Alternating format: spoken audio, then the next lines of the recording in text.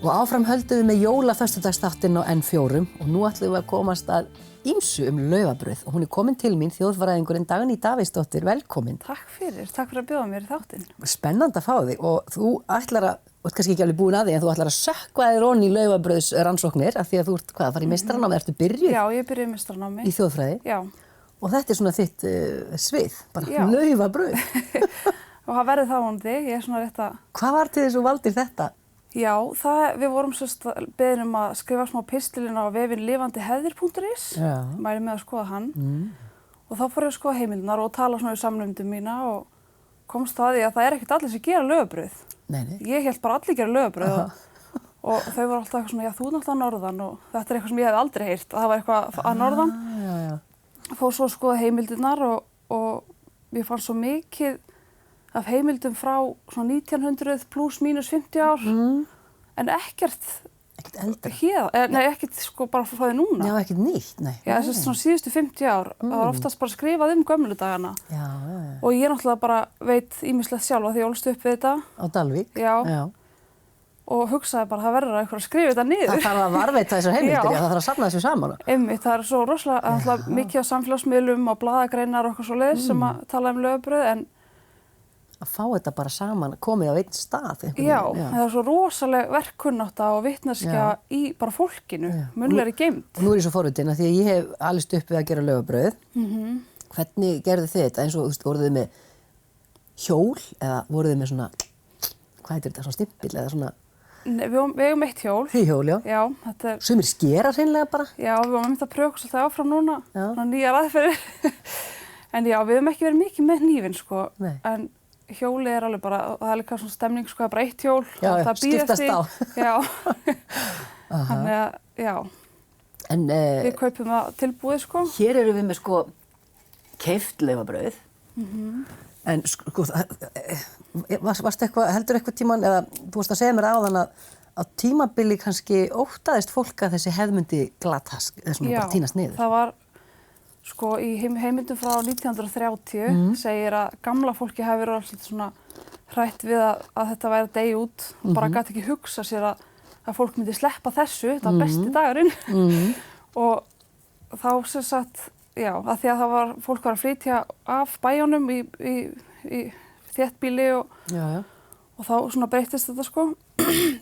Tilheyrði svolítið sveita menningunni, kannski? Já, það var bara einn dagur sem fór í þetta og allir hættu bara því sem voru að gera og hjálpuðust af við þetta. Og þetta var og það eitt mjög skemmtilegt sem var í þessari heimild. Það var skurðarmaður eða skurðarmenn sem fóru milli bæja svo allir fengi alveg sérstaklega fallega kökur. Hvað er þetta að segja? Bara sérfræðingar? Já. Svona listamenn væntanlega? Einmitt, þetta er alveg stór partur af okkar listasögu, laufabrauð, sko. En þetta er náttúrulega að fá allir að spreyta sig. Þetta er kannski, sumir eru aldrei eitthvað að setjast niður og teikna en fá þarna aðeins að... Ég verð að viðurkenna, ég svolítið bara í 3 strik og meðan aðrir gera einhver listaverk bara. En 3 strikur alveg bara góð líka, jú. En þarna í kringum 1930 þá gerist eitthvað? Já, það sem sagt urðu til húsmæðraskólar og þá breyttist þetta út. Þetta var meira svona, á 19. öld var þetta meira Norðausturland, sko.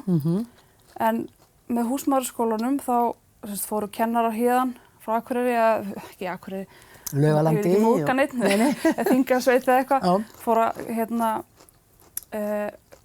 kenna í húsmæðraskólanum kannski annars staðar á landinu og kendi þetta og svo var þetta kent hérna í húsmæðraskólanum. Og hingað komu stelpur frá öllu landinu og þannig kannski varðveittist. Þannig breytist þetta út, sko, í byrjun, eða þannig. Og nú er þetta orðið bara mjög mikið, er þetta ekki vinsælt, heldurðu?